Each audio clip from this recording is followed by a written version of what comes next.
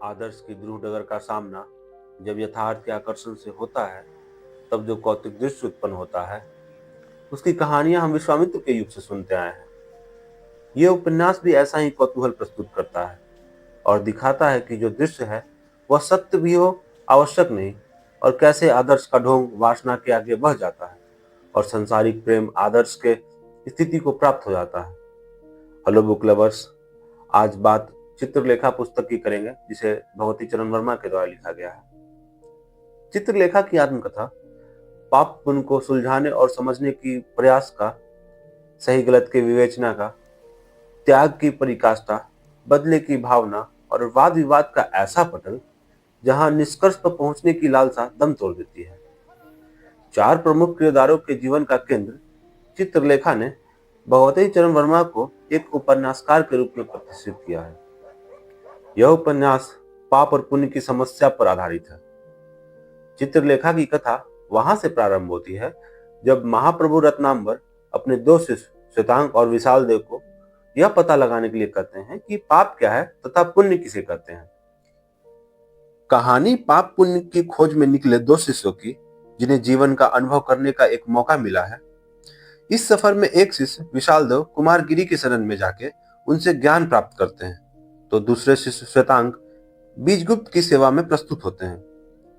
लक्ष्य एक है पर अनुभव बिल्कुल अलग होंगे। कुमारगिरी योगी है। उसका दावा है कि उसने संसार की समस्त वासनाओं पर विजय पा ली है। उसे संसार से विरक्ति है। संसार उसका साधन है और स्वर्ग उसका लक्ष्य। इसके विपरीत बीजगुप्त भोगी है। उसके हृदय में यौवन की उमंग है और आंखों में मादकता की लाली है। उसकी विशाल अट्टालिकाओं में सारा सुख है। वैभव और उल्लास की तरंगों में वह केली करता है। ऐश्वर्य की उसके पास कमी नहीं। आमोद प्रमोद उसके जीवन का साधन और लक्ष्य भी है। कहानी में चित्रलेखा का इतिहास है, बीजगुप्त का प्रेम है, चित्रलेखा का उन्माद और हुनर है, चंद्रगुप्त मौर्य का शासन है, चाणक्य और कुमारगिरी का ईश्वर को लेकर वाद विवाद भी है। बीजगुप्त की उदारता है, यशोधरा का शांत प्रेम है, चित्रलेखा का हठ है, कुमारगिरी का अहंकार है, पाटलिपुत्र में मृत्युंजय का विषाद है, तो कहीं पर हर वक्त बदलता प्रेम का रूप भी। चित्रलेखा मनुष्य के दोषपूर्ण एवं अशुद्ध स्वभाव की सुंदरता से प्रदर्शित एवं स्थापित करती है। प्रत्येक मनुष्य में कुछ अशुद्धता अवश्य होती है। पाप मुक्त होने का दावा दिखावा मात्र है। कई स्थानों पर दार्शनिक तर्क वितर्क अत्यधिक सरस लगते हैं, किंतु प्रायः ऐसा भी प्रतीत होता है कि मानो पात्र साधारण वार्तालाप के स्थान पर भी वाद विवाद ही कर रहे हो। प्राकृतिक का चित्रण बहुत सुंदर है इसमें। उपन्यास का शीर्षक एक विशेष पात्र के नाम पर अवश्य है, किंतु दोनों अन्य मुख्य पात्रों को भी समान महत्व दिया गया है।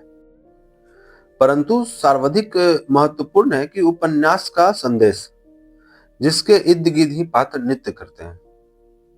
विशाल देव की व्यंग्यात्मक मुस्कान हंस उत्पादित करती है। स्त्रियों को लेकर कुछ कथन यूं तो पात्रों के अपने विचार हैं, किंतु कुछ पाठकों को आपत्तिजनक लग सकते हैं। ऐसा अनुभव होगा कि रचना की भाषा साधारण बोलचाल की भाषा न होने के कारण मुख्य पात्रों के जो सुख दुख है वो अत्यधिक प्रभावित नहीं हो पाते हैं, क्योंकि उपन्यास का मुख्य उद्देश्य दार्शनिक विचार प्रस्तुत करना था। कथानक के स्तर पर यह अत्यधिक रुचिकर नहीं बन सका। चित्रलेखा का मुख्य आकर्षण उसका निष्कर्ष ही है, जिसको लेके लेखक ने पात्रों एवं कथा के मध्य एक दृढ़तापूर्ण स्थापित किया है। चरण वर्मा, आपको पढ़ा है मैंने पहले भी, आपकी यादें और आपकी कविताओं को। आज जब ये समाचार पढ़ा तो मन में आपकी लिखी कुछ पंक्तियां दौड़ने लगी कि हम दीवानों की क्या हस्ती, आज यहाँ कल वहां चले, मस्ती का आलम साथ चला, हम धूल उड़ाते जहां चले, आए बनकर उल्लास कभी, आंसू बनकर बह चले अभी सब, कहते ही रह गए, अरे तुम कैसे आए, कहां चले। आपको पढ़कर एकदम दिमाग खुल जाता है और आपको पढ़कर लोगों के प्रति घृणा भी समाप्त होने लगती है। धन्यवाद।